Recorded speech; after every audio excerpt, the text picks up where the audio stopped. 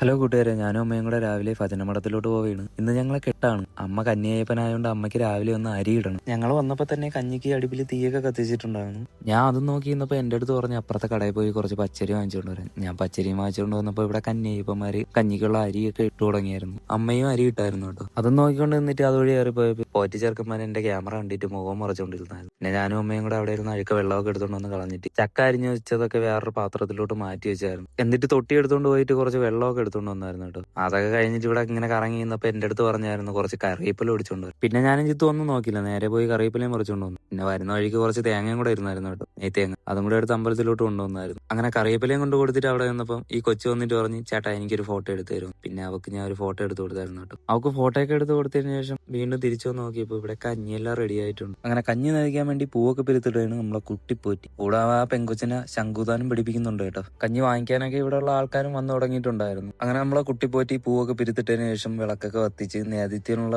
തയ്യാറെടുപ്പ് തുടങ്ങിയായിരുന്നു. ബിനുവിനെ ഇവിടെ വിളിച്ചു പറയാൻ വേണ്ടിയിട്ട് മൈക്കൊക്കെ എടുത്ത് കുത്തി തുടങ്ങിയായിരുന്നു. അങ്ങനെ കറിയൊക്കെ ഒന്ന് ഇളക്കി കൊടുത്തതിന് ശേഷം നേദിക്കാൻ വേണ്ടിയിട്ട് ഒരു തൊട്ടിയിൽ കോരി പോറ്റിയെ കൊണ്ടുവന്ന് കൊടുത്തായിരുന്നു. അങ്ങനെ പോറ്റി കഞ്ഞിയൊക്കെ നേദിച്ചു കഴിഞ്ഞപ്പോൾ ബിനുവിനെ അങ്ങോട്ട് വിളിച്ചു പറയാനും തുടങ്ങിയായിരുന്നു.